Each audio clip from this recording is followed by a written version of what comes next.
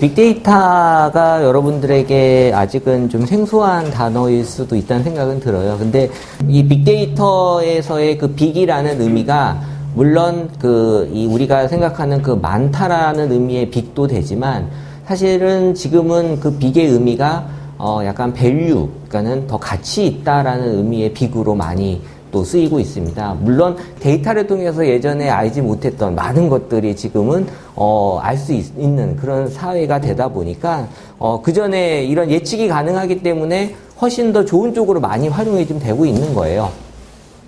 그 데이터가 보면 크게 뭐 정형 데이터라는 것도 있고 막 비정형 데이터라는 것도 있잖아요. 우리가 뭐 소위 요새 이번에 또 집회 때 SNS도 이 정치적인 문제 시기에 많은 또 이 영향을 줬던 게 SNS라고 하는데 이런 그 소셜미디어라는 매체는 다 텍스트 형태죠. 그러니까 비정형 데이터. 우리가 뭐 동영상도 올리고 또 이미지도 올리고 이런 것들은 이제 다 비정형 데이터.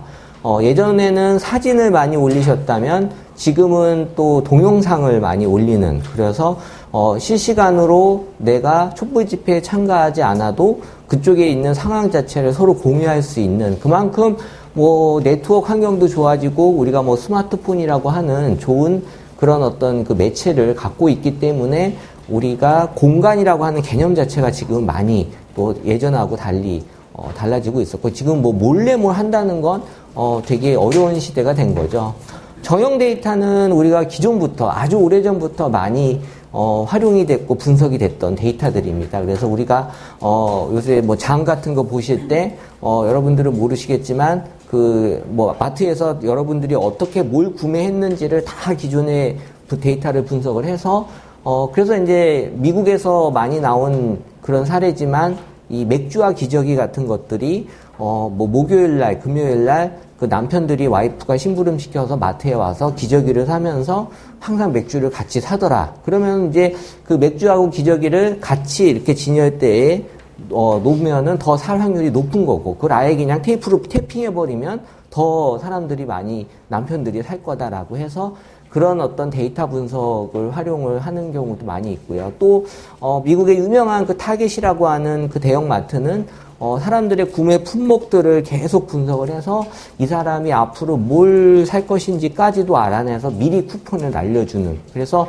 한 사례가 한 여고생한테 계속 그 임신 관련 육아 품목들의 쿠폰을 계속 보내주니까 그 아버지가 그 매장에 항의를 했죠. 왜 우리 딸한테 고등학생한테 자꾸 이런 걸 보내주냐라고 했더니 사실 그 이후에 이 고등학생 딸이 임신했다는 게 밝혀졌죠. 왜냐하면은 임신했을 때에 구매하는 품목들이 뭐 몇 달 하면서 바뀌잖아요. 그래서 뭐 향기 없는 비누를 샀다가 뭐 향기 없는 로션을 뭐 사고 이러면은 이 사람은 분명히 임신했을 거다라는 그런 가정하에 그 다음에 살 품목들을 미리 쿠폰으로 보내주는. 그러니까는 우리가 생각하는 거 그 이상의 데이터들이 지금 많이 활용이 될 수 있는 거고, 특히 이제 뭐 통신 데이터 그리고 이제 카드 데이터 같은 경우는 통신 데이터는 이제 여러분들 휴대폰들 다 갖고 계시기 때문에 어디를 이동하든지 간에 이런 유동인구 같은 것들이 파악이 돼서 사실 요 촛불 집회 때 주최 측 추산의 어떤 인원과 이 또 경찰 측 추산 인원이 너무 차이가 많이 생기잖아요. 근데 통신사 3사만 힘을 합치면 정확하게 이게 이 사람의 연령대와 남성과 여성의 비율과 이런 것들이 다 나와요. 근데 그렇게까지 하기 위해서는 개인정보보호법이라고 하는 이런 또 법에 또 저촉이 되는 부분이 있어서 사실은 이제 우리가 쓸데없이 사실 뭐 그런 수치들을 알 수 있지만 보지 못하는 경우도 있고, 카드 데이터가 제가 보기에는 상당히 매력적인 데이터예요. 왜냐하면 카드 데이터는 위치 정보를 갖고 있거든요. 제가 어디서 카드를 긁게 되면 어디서 긁었는지 바로 확인이 되고 또 뭘 샀는지 그리고 얼마를 썼는지까지 확인이 되기 때문에 이 카드 데이터가 사실은 가장 데이터 중에서는 매력적인 데이터인데 카드 데이터가 특히 또 금융정보다 보니까 더 이 개인정보에 많이 저촉이 되고 있어서 그만큼 활용이 못 되지만 어느 지역이 뜰 건지, 그래서 이미 그 지역의 부동산 시세라든지 이런 것들을 사전에 좀 감지한다거나, 그리고 사람들이 핫플레이스라고 하는 곳을 이제 어떻게 가는지도 미리 알 수 있는 그런 건데, 카드 데이터가 참 재밌는 게 똑같은 그런 여성 옷을 파는 전문 브랜드 매장인데 이 홍대에 있는 매장하고 이 가로수길에 있는 매장 한 회사가 이제 운영을 하니까 직영이니까 보게 되면 홍대는 뭐 당연히 여성 카드 20대 여성 카드가 막 긁히는데 가로수길에서는 30대 남성 카드가 이렇게 막 긁혀요. 근데 이게 도대체 무슨 카드지? 20대 여성의 옷인데? 그러면은 이제 오빠 카드잖아요, 분명히. 이거는 이제, 자기가 자기 옷 사는 게 아니라 오빠가 사주는 옷을 사 입는구나라고 해서 가로수길을 안 깎아줘요. 어차피 오빠가 사주는 옷인데 뭐 싸다고 사는 건 아니잖아요. 그래서 자기가 자기 옷 주고 사니까 당연히 싸야지 사는 거고, 가로수길은 오빠가 사주는 선물이니까 좀 싸지 않더라도 이제 사는. 그래서 이런 그 마케팅에서도 이런 카드 데이터를 활용하다 보면, 얼마든지 이제 그 회사 입장에서는 그런 그 기법들, 전략들을 이제 많이 세울 수 있는 건데, 지금 뭐 우리가 여러분들도 느끼시겠지만 모든 것들이 다 연결이 되는 사회인 것 같아요. 또 인간과 인간이 연결되어 있는 사회, SNS라고 하는 게 그거잖아요. 지금 나의 현재도 보여주고 다른 사람의 현재도 보는 이런 SNS라고 하는 서비스를 통해서 예전에는 정말 다른 사람 뭐 하고 살지라는 것들을 궁금해했다면 지금은 뭐 얼마든지 자기가 너무 그거에 지쳐 있을 정도로 많이 접할 수 있죠. 그래서 사실 월요일날 이럴 때 자살 확률이 높은 이유가 주말에 다른 사람들이 잘 먹고 잘 사는 걸 보고 괴로워하면서 자살을 월요일날 하시는 분들이 많대요. 근데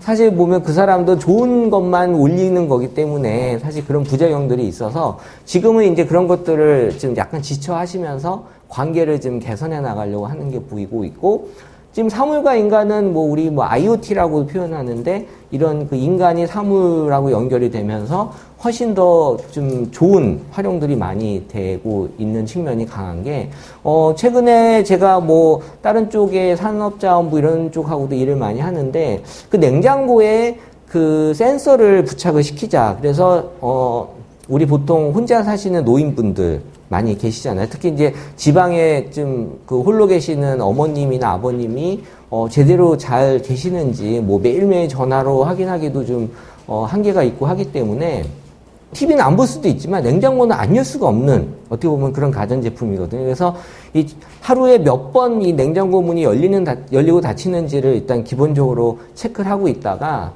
뭐 이게 횟수가 줄어든다거나 아니면 오늘 하루 종일 냉장고 문이 안 열렸다. 그러면은 지금 뭐 그분한테 문제가 생길 수 있다라는 걸 알 수 있잖아요. 그러니까 그런 시그널들을 주변에게 알려주는, 그러면서 빨리 문제가 있는지 확인을 해보라든지 그렇게 해서 지금 1인 가구가 워낙 많이 늘어나고 있는 시대이기 때문에 제가 봤을 때는 지금 뭐 20, 30대의 1인 가구들이 나중에 독거노인이 될 확률이 높아요. 이런 분들은 지금 준비하셔야 되는데 그 당시에 누가 봐줄 사람도 없잖아요. 그러니까 결국 기계의 힘밖에 빌릴 수밖에 없어요. 그렇기 때문에 지금도 많은 독거노인들이 지금 어렵게 살고 계시지만 이 그 주민센터의 그 사회복지사분들은 이 인원이 너무 한정되어 있어서 이분이 관리하시는 독거노인들이 너무 많대요.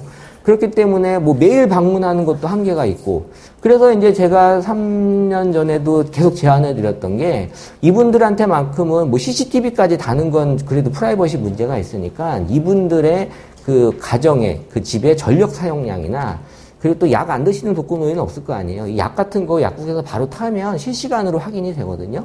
이런 것들은 사실 전력 사용량하고 이 약을 제대로 타가고 있는지만 데이터만 계속 모니터링 해도 지금 이분이 정상적으로 문제가 없는지를 확인할 수 있어요. 그러니까 이런 것들을 데이터를 갖고도 우리가 얼마든지 문제 안 되게 살 수 있는 그런 시대가 지금 와 있는 거고요.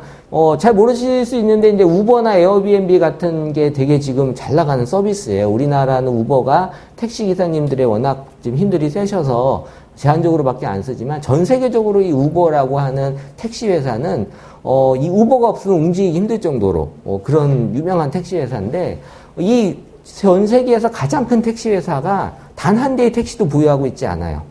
연결만 해주면서 어마어마한 가치를 만들어내고 있는 거거든요. 그러니까 지금 제가 아까 말씀드린 연결의 가치가 지금 그만큼 크다는 거고, 에어비앤비도 이게 전 세계에서 가장 큰 숙박업소인데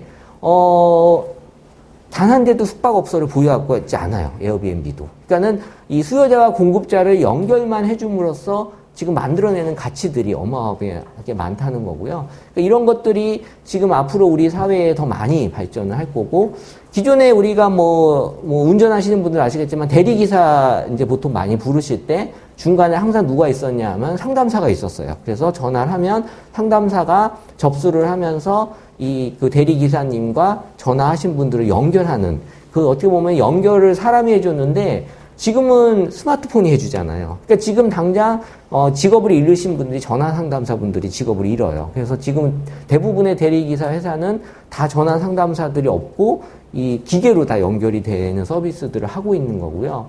그러면서 계속 직업이 없어지니까 문제 아니냐라고 하지만 반대로 이런 측면도 있어요. 그 공급자가 좀 많이 늘어나는 측면이 있어요. 이런 서비스들이 발달이 되면서, 예를 들어서 이 카카오 대리는 누구나 대리기사가 될 수 있어요. 그러니까 기존에 갖고 있던 우리의 그 개념들이 조금 바뀔 수 있는 거잖아요. 내가 뭐 대리기사가 될 수도 있는 거고, 그렇게 좀 더 시간 개념으로 말씀드리면 그 시간의 그 타임 슬라이스가 되게 좁혀졌어요. 그러니까는 예전에도 우리 이 차 같은 것도 리스라는 서비스가 있잖아요. 뭐 우리가 차도 리스로 지금도 빌릴 수 있지만 그 리스 개념이 시간 단위로 쪼개진 거죠. 3시간만 빌리겠다.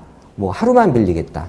이 에어비앤비 집도 우리 전세라고 하는 분명히 기존의 서비스가 있잖아요. 하지만 하루만 쓰겠다. 이런 개념으로 그 타임라인이 상당히 쪼개지면서 이 연결이 많이 될 수 있다라는 거고요.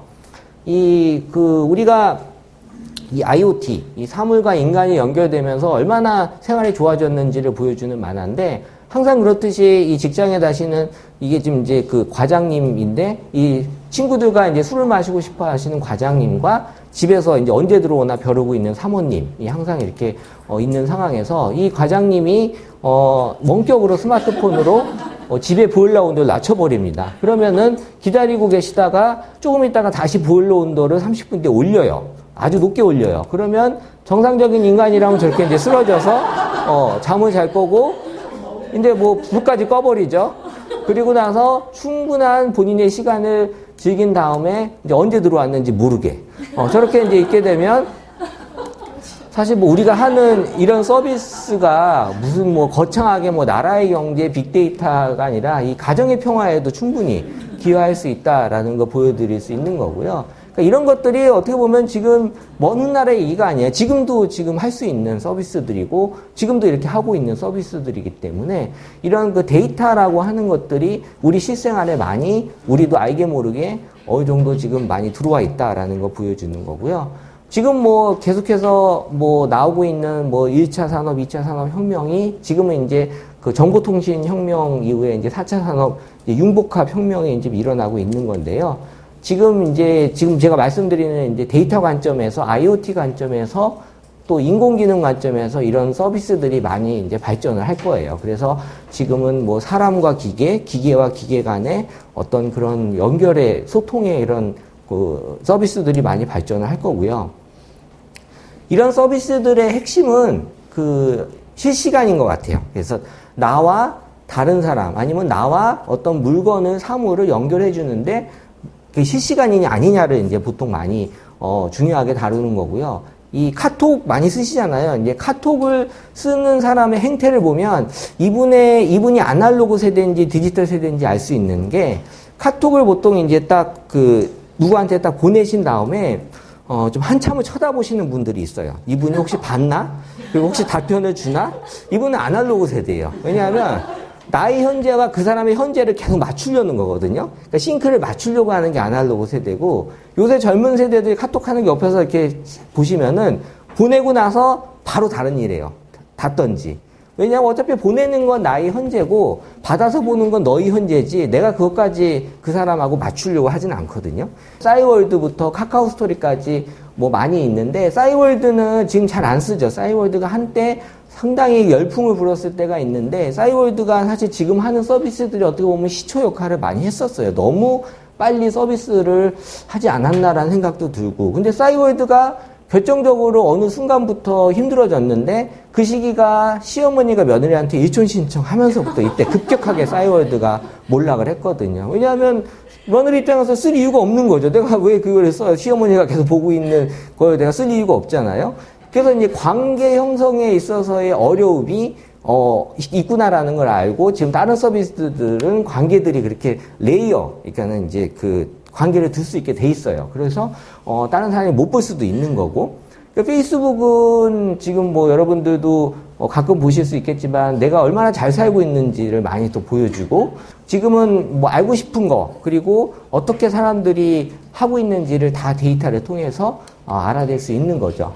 이 패션도 보게 되면 이 시대별로 조금씩 흐름이 있었는데 최근에 데일리라는 표현들을 많이 쓰더라고요. 그러니까는 패션을 일상에서 자꾸 즐기시려고 하는, 예전에는 무슨 특별한 날 패션을 생각을 했다면 지금은 하루하루가 나의 어떤 그 일상을 즐기는 소소함의 그 행복감을 패션을 통해서 보여주려고 하는 게 보여지고 있었고요. 그럼 이런 것들이 지속적으로 좀 오래 입을 수 있는, 유행 안 타는 옷들을 조금 많이 좀 선호하시는 게 이번에 보여줬던 그런 패션의 특징이었고, 그리고 이제 사람들은 이제 집에 혼자 있어도 예쁘게 입고 싶어 하시는 것 같아요. 그래서 왜냐하면 이제 혼자 있는 시간이 많다 보니까 집에 있어도 예쁘게, 또 운동을 혼자 할 때도 예쁘게, 그래서 라운지웨어, 이게 이제 홈웨어라고도 하죠. 라운지웨어나 그 에슬레저룩, 운동할 때 입는 운동복인데, 그러니까 이런 예쁜 것들이 잘 팔리는 것 같아요. 그러니까 예전에는 혼자 하는 때 입는 옷은 그렇게 예쁘지 않아도 된다고 생각을 했었다면, 지금은 오히려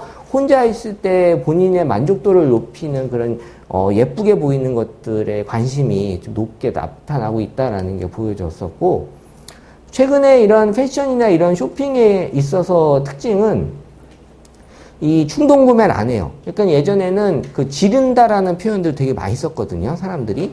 그래서 홈쇼핑이 잘 됐잖아요, 예전에. 근데 지금은 홈쇼핑이 안 돼요. 그러니까 사람들이 충동 구매를 안 해요. 그러니까 오히려 내가 마음에 드는 게 있을 때는 그냥 여러 벌 사놓거나 그거를 가지고 그냥 쟁겨놓는다라는 표현을 쓰지, 갑자기 내가 이거 괜찮네라고 해서 사는 경우는 별로 없어요. 그래서 제가 홈쇼핑 같은 경우도 몇 번 그 컨설팅 할 때도 보면 되게 고민이 많으시더라고요. 왜 이렇게 매출이 오르지 않은 것에 대한 고민들을 많이 하시는데, 사실 사람들이 지금 뭐 경제적인 여건도 그렇고 뭐 본인들의 스타일이 워낙 강하기 때문에 이 지른다라고 충동 구매를 잘 안 한다라는 게 보여지는 특징이었고요. 그러면서 이제 사람들이 자기 개성을 많이 추구하거든요. 그래서 이제 올해 덕후라는 얘기들을 많이 들었을 거예요. 그래서 이 덕후가 예전에는 뭐 검정 뿔테 안경 쓰고 여드름 나고 추리닝 입고 그냥 집에서 혼자 이렇게 막 일본 만화나 일본 애니메이션 보는 사람들을 많이 생각을 했는데, 지금은 누구나 덕후의 기질은 다 갖고 있는 것 같아요. 그래서 내가 추구하는 나의 삶을 뭔가 덕후라고 하는 걸 통해서 보여주려고 하는 그런 이제 그 사람들 특성들이 많이 보여줬고, 그래서 이 덕후가 오타쿠, 일본의 그 오타쿠에서 나오는 말이지만, 일본의 그 오타쿠와 우리의 덕후는 좀 완전히 다른, 나의 만족을 위해서 많이들 지금 취향을 추구하시는 분들이 우리의 덕후의 느낌들이 좀 강하게 나타나는 게 보여졌고요. 그래서 종류별로 이제 덕후가 많이 있잖아요. 뭐 이 치킨을 좋아하는 뭐 치덕, 그리고 뭐 야구 좋아하는 야덕, 뭐 이런 그 게임 좋아하는 겜덕 많이 있는데, 이 덕후도 데이터로 봤을 때는 어떤 그 레벨이 있어요. 그래서 처음에 모든 일을 시작하기 전에 입문하듯이 입덕이라고 하는 과정을 거쳐야 되고요. 입덕을 했다 그래서 무조건 이제 덕질을 하는 게 아니라, 여기서 이 덕질 라이프로 진입했을 때 한 반 정도가 떨어져 나가더라고요. 이렇게 데이터로 봤을 때는 여기서 한 10,000건 있었다면 넘어가면서 5,000건으로 확 줄어요. 그러면서 이제 어느 순간에 내가 이것도 하고 싶고 저것도 하고 싶고 하는 잡덕이 돼요. 그러니까 이 잡덕이 되면서 나의 정체성에 혼란이 오고, 그러면서 이제 더 이상 이제 덕을 못하는 휴덕이나 탈덕이 일어나는 거고요. 그 과정을 겪어내면서 끝까지 이제 그 성공하는 덕후가 이제 성덕 레벨까지 올라가는. 그러니까 이게 보면 이게 쉬울 것 같지만 이것도 보통 쉬운 일이 아니더라고요. 그래서 이제 덕질을 하면서 덕력을 쌓는다라는 게 보통 쉬운 일은 아닌 것 같고, 어쨌든 중요한 건 자기 만족을 위해서 이제 순수하게 하는 사람들이 좀 이런 덕후들의 특징들로 나타나고 있었는데, 요새 왜 그럼 덕후가 갑자기 뜬 거냐라고 봤을 때는, 요새 젊은 친구들 보게 되면 노력을 아무리 해도 잘 안 되잖아요. 그러니까 어느 순간에 그냥 덕질이나 해서 덕력이나 쌓자라고 해서 덕질을 막 하는 게 오히려 성공하는 경우가 생겼어요. 그래서 이제 덕업일치라는 말이 덕질과 직업이 일치해버리는 거거든요. 그러니까 오히려 처음에 약간 우리가 어려운 사회적인 환경에서 나타난 현상이 오히려 이게 어느 순간에 내가 전문가가 아마추어지만 전문가가 되면서 이 덕후로 성공할 수 있는 그런 길들이 많이 열리는 거고, 여전히 뭐 노력을 해도 안 되는 것들이 많이 지금 있어서 요새 젊은 친구들은 그래서 누구의 성공담에 그렇게 예전처럼 관심이 없대요. 어차피 너는 처음부터 출신이 좋은 사람 아니었어? 라고 생각을 많이 한대요. 그래서 어떻게 보면 좀 안타까운 그런 상황들이 좀 많이 보여지는 것 같고, 전반적으로 해서 이제 약간 결정장애 현상들이 많이 보여지는 게, 이 본인이 결정할 일이 이제 많이 없어요. 예전처럼 지금은 뭐 눈 뜨면 바로 연결되는 세상이 많잖아요. 그러다 보니까는 이런 커넥트 제너레이션 세대라고 하는데, 이 친구들은 본인이 생각할 일이 많지 않아요. 왜냐하면 궁금하면 얼마든지 찾아서 정보를 얻을 수 있고, 그리고 나한테 정보들이 막 계속 쏟아지고 있고, 그러다 보니까 생각할 일이 많이 없어지면서 본인의 판단할 수 있는 그런 어떤 판단할 일도 많이 없죠. 왜냐하면 어느 정도 다 정해져 있는 것들이 많이 보이기 때문에, 그래서 창의력이 많이 떨어지는 것 같아요. 요새 젊은 친구들이 창의력이 떨어지는 게 뭐 그렇게 생각할 일이 많이 없거든요. 뭐 공부하는 거 외에는 내가 혹시 뭐 저 세상에 어떤 일이 있을까? 뭐 이런 생각할 일이 전혀 없는 거죠. 디지털 세대와 아날로그 세대의 가장 큰 차이는, 아날로그 세대는 그래도 0하고 1이라고 하는 관점에서 봤을 때는 우리 주파수를 막 맞추듯이 이 안에 치고 들어갈 수 있거든요. 아날로그 세대들은 어떻게든 지지직거리는 것들을 찾아서. 근데 디지털 세대들은 0하고 1로만 판단을 하는 세대들이기 때문에 되게 애매한 상황이 많죠. 이게 뭐 이렇게 복잡한 세상을 어떻게 0하고 1로 판단을 하겠어요? 그래서 이제 썸 탄다라는 표현이 전 이것 때문에 나온 것 같아요. 애매한 상황이 너무 많은 거예요.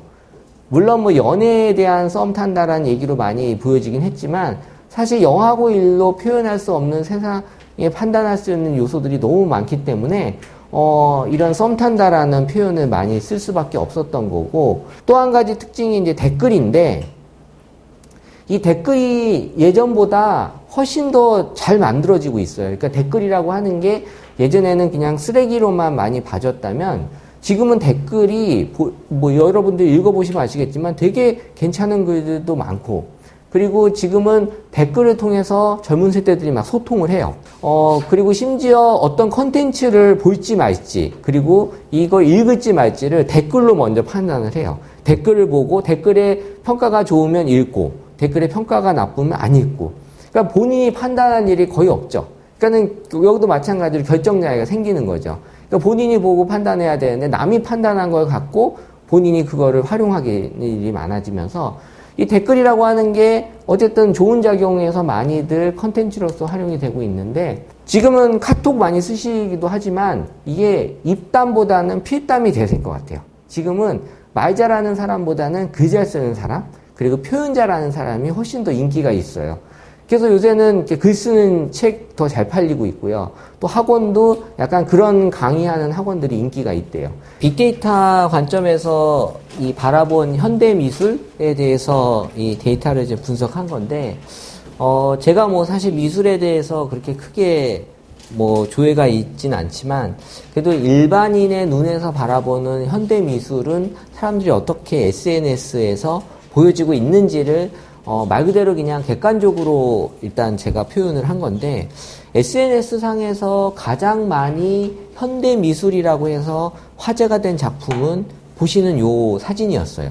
그래서 처음에는 진짜 뭐 작품인가 싶었는데, 사실 이거는 그 차에 잠깐 놔뒀다가 이 찌그러진 케이크로 변신한 거를 이 현대 미술 작품이다라고 해서 누가 올려놓은 그런 사진이 많은 사람들에게 현대미술에 대한 작품으로 이렇게 많이 좀 언급이 됐던 작품인데, 이 녹아내린 케이크가 왜 현대미술 작품으로 사람들은 보고 있었을까라는 그런 관점에서 좀 데이터를 좀 더 깊이 있게 봤는데, 되게 의미를 많이 부여해야 된다라고 생각하니까 자꾸 생각을 하면서 이 작품을 봐야 되고, 그러면서 또 답을 찾아야 되고, 작가의 메시지를 또 알아내야 되는 그런 어떤 자꾸 불편함이 계속해서 보여지고 있었다라는 게 현대미술에서 좀 보여졌던 그런 느낌인데, 사실 일반 현대인들은 사실 일상이 너무 바쁘고 또 일상에 많이 치여 있기 때문에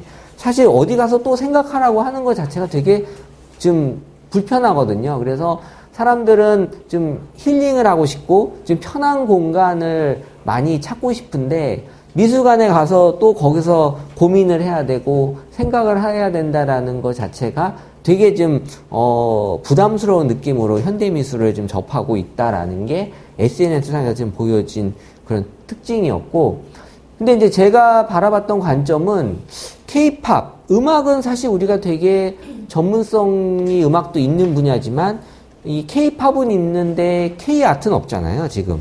K-팝은 이 전문성이 갖는 예술 영역에도 불구하고 대중화되고 많은 사람들에게 사실 또 전 세계적으로 인기가 있는 그런 분야가 된 반면에 이 아트 분야인 이 미술이나 이런 쪽은 왜 우리가 대중화시키지 못했을까? 그러니까 사람들에게 좀 더 다가서면서 대중화될 수 있는 그런 여건을 만들어주는 게 좋지 않을까라는 생각을 지금 한 거고요. 그래서 우리가 K-팝이 이렇게 성공했듯이 K-아트도 분명히 가능성이 있지 않겠나라는 좀 관심을 많이 좀 그쪽으로 보여질 수 있었습니다. 이게 보통 이제 데이터를 갖고 분석을 했을 때 얼마나 이 가운데에 사람들이 일상이나 이런 일반적인 것들이 이 가운데에 나타나는 거고요. 그리고 뭐 영화나 연극 이런 음악 같은 것들만 놓고 봤을 때는 상당히 우리 일상이랑 많이 붙어 있거든요.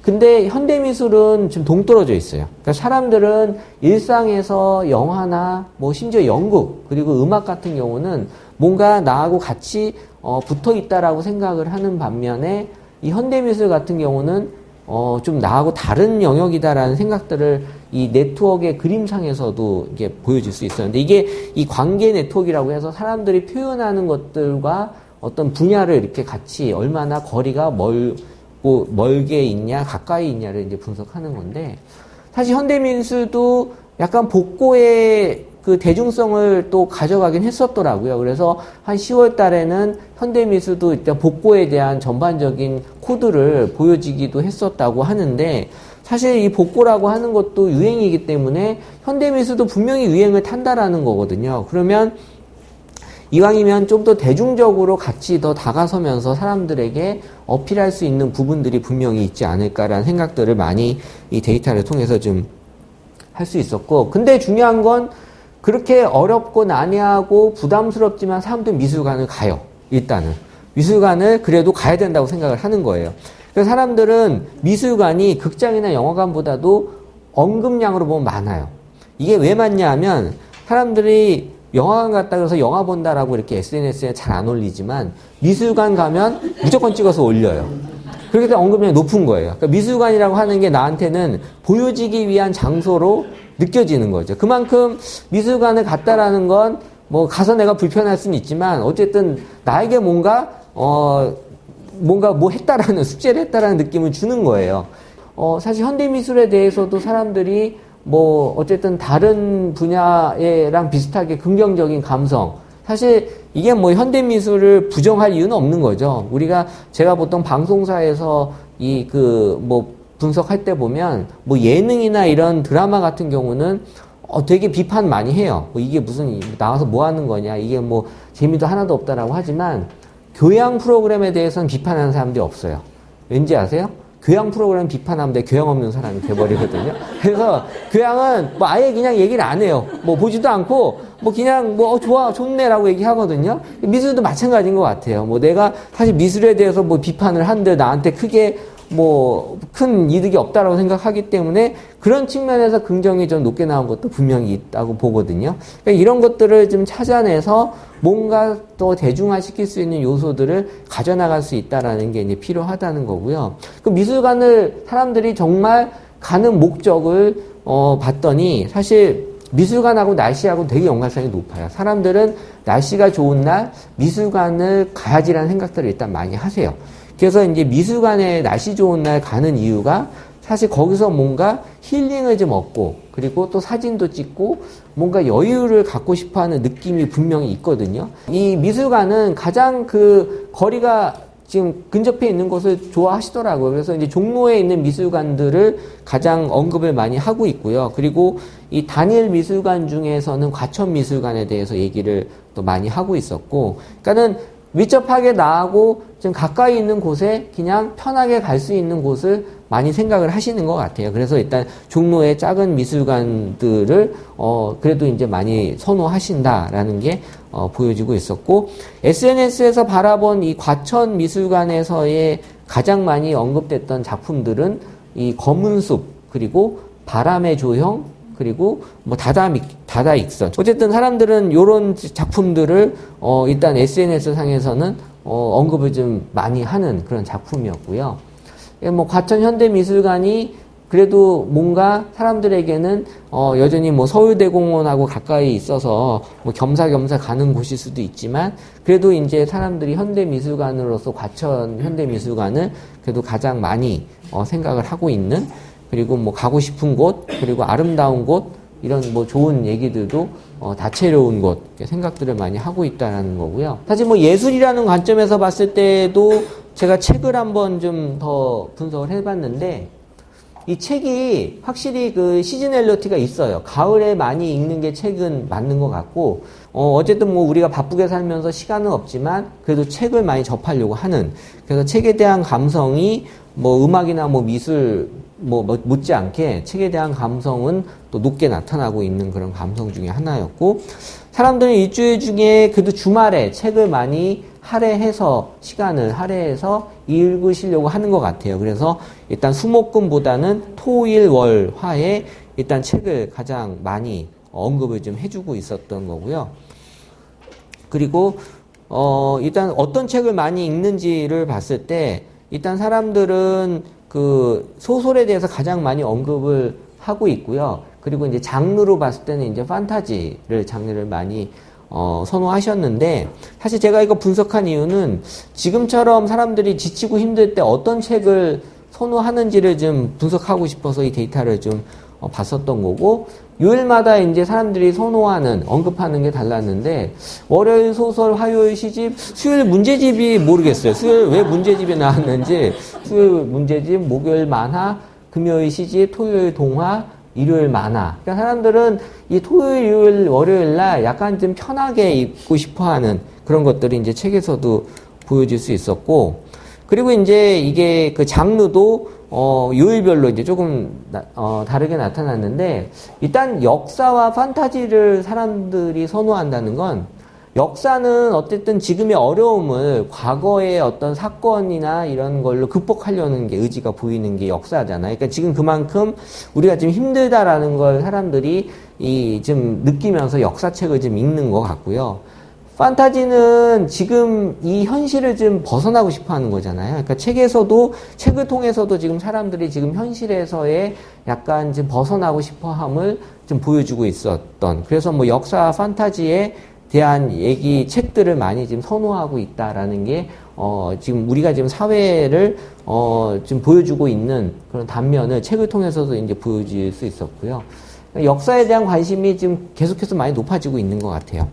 이 소통이라고 하는 게 지금 전 분야에 있어서 지금 많이, 활용이 되고 있고, 소통을 안 하는 분야는 어떻게 보면 지금 사람들로부터 좀 단절이 되고 있는 분야가 되고 있어서, 이 소통이 되게 중요한, 그리고 이제 사실 뭐 그림을 그린다는 관점에서 봤을 때는 뭐 어떻게 그리느냐도 분명히 중요하겠지만, 이걸 통해서 지금의 사람들과 어떻게 소통을 하느냐도 제가 보기에는 좀 더 중요한 요소도 되지 않을까라는 좀 생각을 좀 현대미술 관점에서 해봤습니다.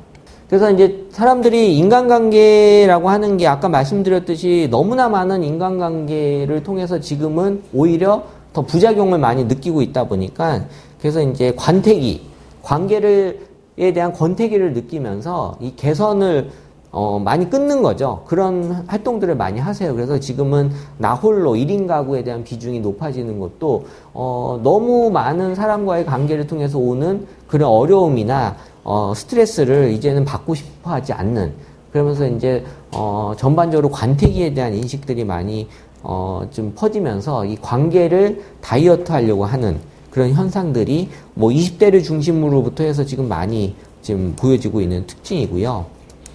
또 한 가지는 이제 또 로컬리즘이라고 하는 특징이 있는데, 이 로컬리즘은 철저하게 자기 주변 외에는 관심이 없는 거예요. 그래서 요새 특징 중에 하나가 나하고 상관없는 것들은 크게 사람들이 관심이 없어요. 그래서 지금은 뭐 글로벌, 세계화, 사실 이런 것들이 자기한테 크게 중요하지 않다고 생각하거든요.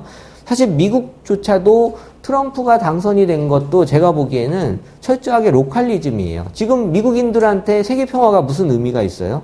자기네 나라만 잘 먹고 잘 살면 되는 거지, 자꾸 세계 평화가 미국인들한테 그렇게 중요하게 받아들여지지 않는다는 거거든요. 그러니까 이거는 비단 우리나라뿐만이 아니라 전 세계에서 나타나고 있는 현상들이었고요.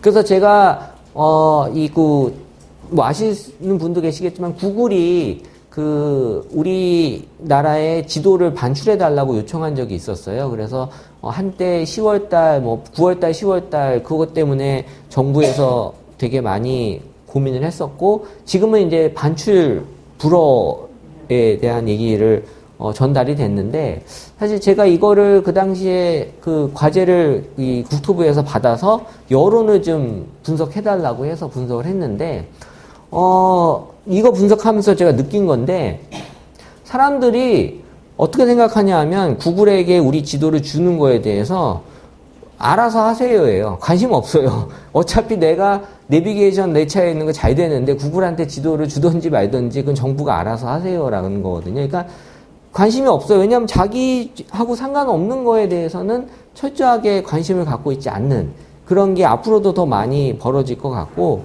이 구글이라고 하는 회사 자체가 워낙 지금은 엄청난 힘을 갖고 있는 회사고, 이번에 구글 번역기가 새로 나왔거든요. 그래서 구글 번역기가 어느 정도로 지금 훌륭하냐 하면, 제가 새로 나온 버전을 아직 일반인들에게 공개가 안 된 것 같은데 써봤을 때 느낀 건, 수능을 망쳤다라는 거를 넣었을 때 영어로 어떻게 번역이 되냐 하면 I lost my life라고 나와요. 그리고 이게 인공지능 학습을 하기 때문에 엄청나게 의역이 되거든요. 제가 보기에는 당장 이 번역사하고 통역사는 이제 없어질 것 같아요.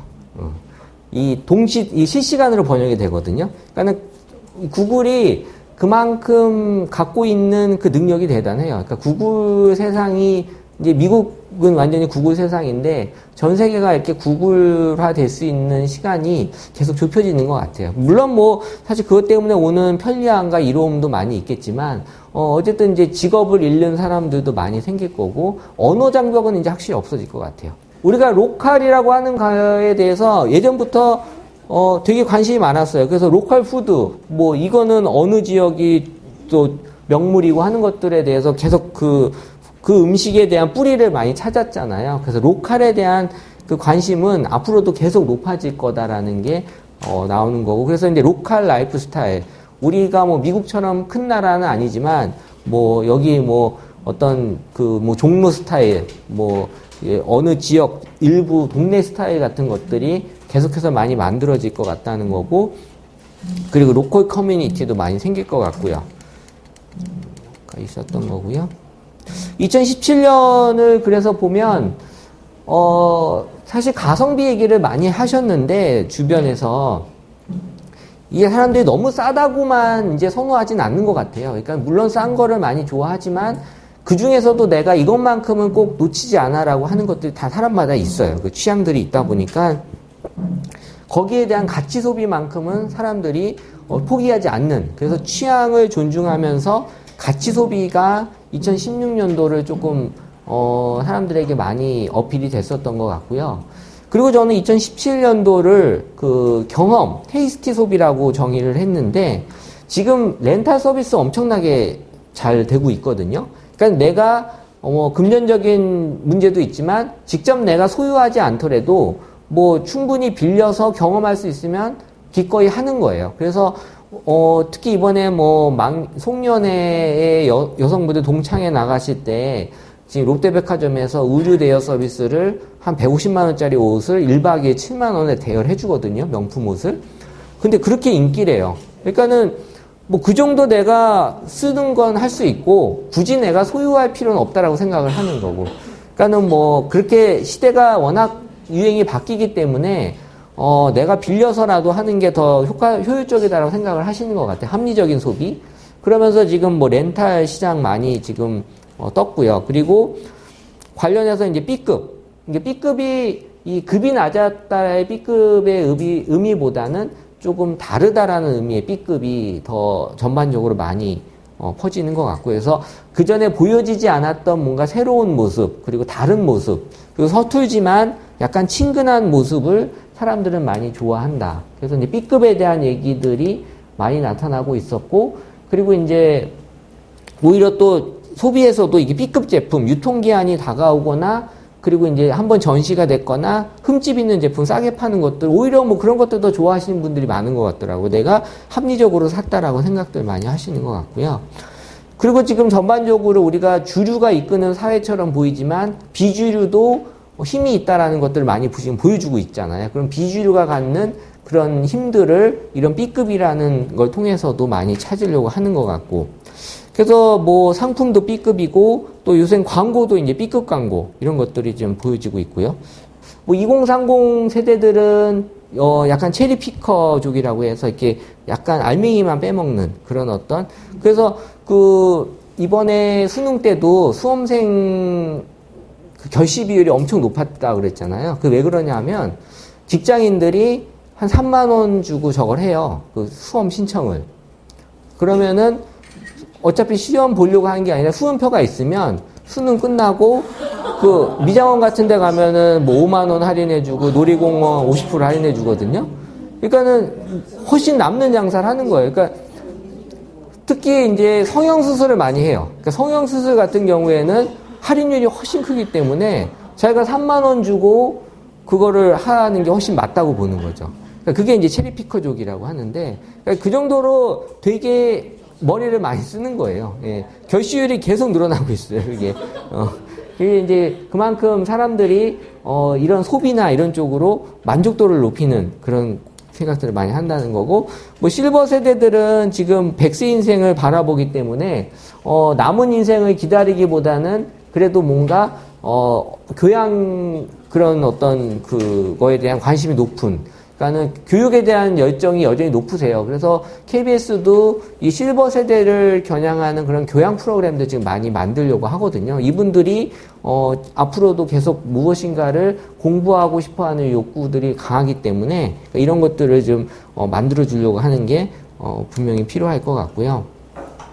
지금 뭐 이 홈케어, 그러니까는 이 피부샵에서 예전에 했던 제품들을 이제 자기들이 구매해서 직접 많이 하는 그 셀프 홈 뷰티 시장이 많이 뜨죠. 그래서 나의 정성이 좀 들어가는 걸 생각하는 것 같아요. 그래서 셀프 뷰티에 대한 얘기들이 많이 올라오는데, 제가 실제 그 미용실에 계신 분한테 들은 건데, 염색하는 손님이 많이 줄었대요. 그러니까 자기가 집에서 염색을 많이 하시는, 그러면서 뭔가 거기서 오는 경제적인 그런 측면도 있고, 내가 했다라는 만족도를 높이는 그런 측면도 많이 있고요. 또 요새 남성들도 많이 꾸미잖아요. 이렇게 꾸미는 남성들이 많이 늘어나고 있고, 이 남성이나 여성에 대한 그 어떤 그 우선순위, 관심도의 우선순위를 보게 되면, 여성들은 여전히 결혼이나 연애에 대해서 다른 거에 비해서 이 그 관심도가 높아요. 그러니까 우선순위가 많이 높게. 그러니까 당연한 거죠. 근데 남성은 2014년부터 결혼이나 연애에 대해서 다른 거에 비해서 지금 우선순위가 밀리는 게, 이거는 전적으로 결혼이나 연애에 대한 주도권이 본인한테 있지 않고 여성한테 있다고 느끼는 거예요. 지금 여성들이 사회에 진출 많이 하고 있고요. 그리고 여성들의 그 리더도 많이 생기잖아요. 그러니까 남성들이 오히려 여성들한테 지금은 끌려다닌다라는 게 여기서 이제 보여지는 특징이고요.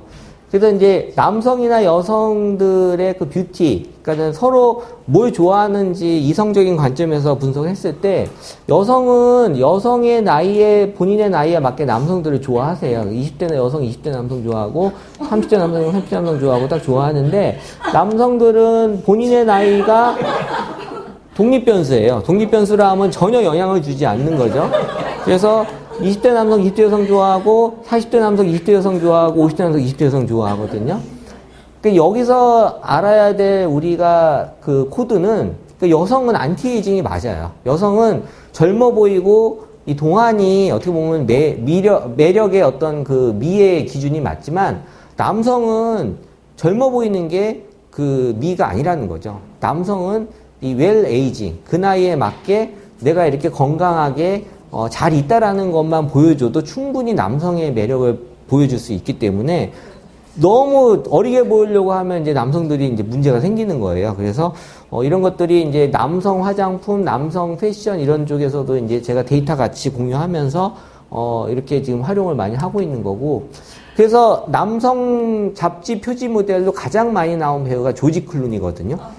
조지 클루니가 뭐 동안의 상징은 아니잖아요. 뭐 흰머리도 있고 뭐 주름도 그래도 뭐 이게 비교 대상은 아니지만 어쨌든 이게 남성들은 이 웰 에이징이라는 그 코드를 잘 활용하는 게 좋겠다라는 거고요. 이 데이터 분석을 할 때 많이 나오는 얘기 중에 하나가 저거예요. 이 목적이 있어야지 보통 이 결과도 잘 나오는데 이 데이터 분석할 때 보면 이제 목적을 없이 많이 하는 거고 우리가 미술관을 갈 때도 사실 목적이 있어야 되는데 그 목적이 지금은 약간 없는 것 같아요. 그래서 지금 아마 대립미술관이랑 몇 군데가 가서 이렇게 막 사진 찍어도 되게 허용했더라고요. 원래 다른 나라에서는 이제 그전부터 이제 사진을 찍게 많이 해줬는데 이런 대중화에 대한 관점들을 조금 더 넓혀가는 게 미술관에서 가져가야 될 조금 더 목적이 아닐까라는 생각이 들고 지금 4차 산업혁명이 융복합이거든요.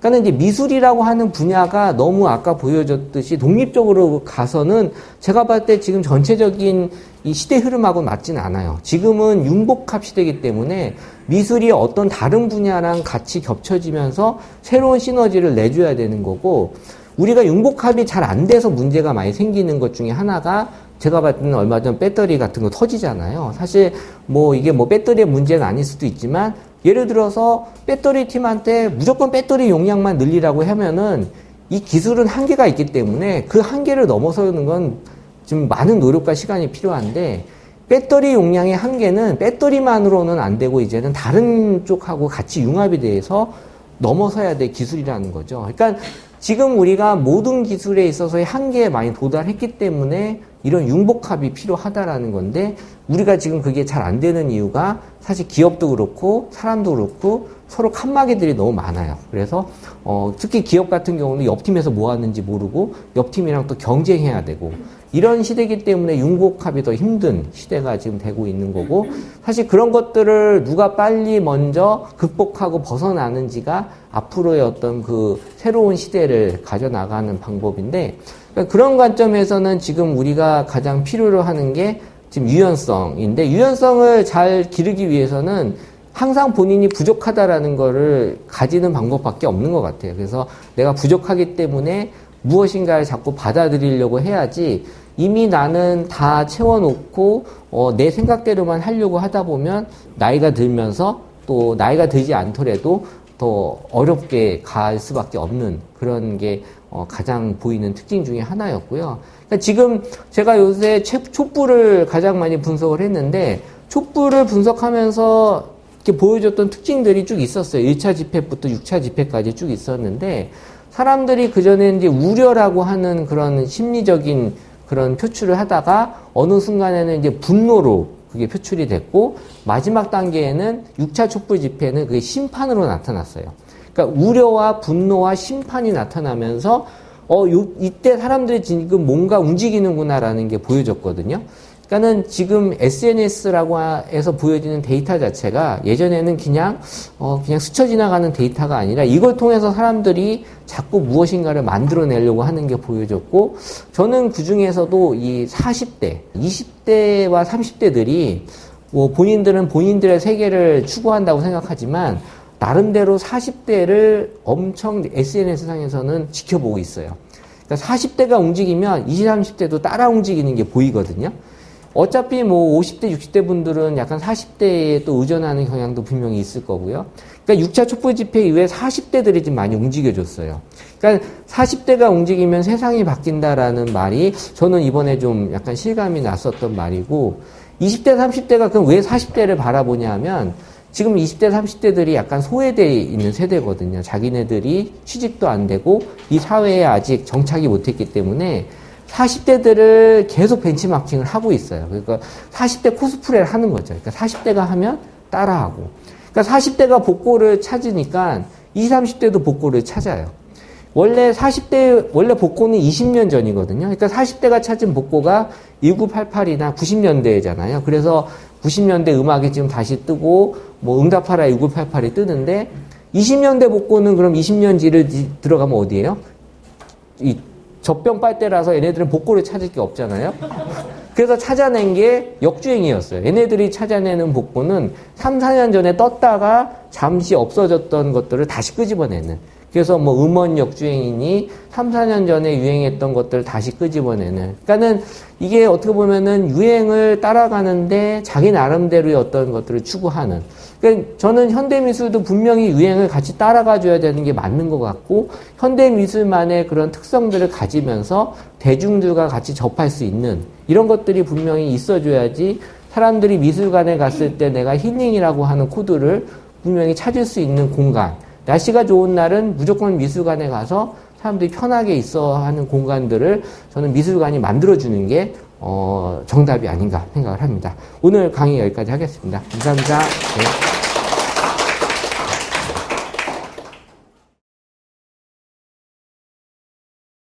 데이터 분석은요, 말 그대로 이제 분석하는 과정이 있고 해석하는 과정이 있는데요. 그러니까 분석은 1차적으로 기계가 다 해요. 그러니까는 기계가 우리가 SNS나 이런 모든 존재하는 데이터들을 다 끌어와서 분석을 한 걸 가지고요. 이제 저희 데이터 분석가라고 하는 사람들이 다 일일이 그 해석을 하거든요. 그러니까 그래서 요새 뭐 데이터 사이언티스트를 양성을 한다 이런 얘기들을 많이 하는 게 이 뽑혀지는 데이터를 갖고 사람들의 어떤 심리나 사람들의 욕망 이런 것들을 많이 이제 분석을 하는 건데, 일단 기계가 1차적으로 데이터를 뽑아줘야지만 그걸 보고 이제 해석을 하는 그런 어떤 단계를 거쳐서 요런 자료들이 그래서 이제 나오고 있는 거예요. 보통 우리가 SNS 데이터를 보게 되면 이 성별하고 나이하고 지역을 구분하기가 힘들어요. 왜냐하면 보통 SNS에서 글을 올릴 때 나는 어디 사는 몇 세 누군데 나 지금 행복하다 이렇게 안 올리잖아요. 그냥 나는 행복하다라고 올리기 때문에 사실 SNS 데이터가 전반적인 그런 걸 보여주지 그렇게 연령대까지 이렇게 매트릭스를 만들어주진 못해요.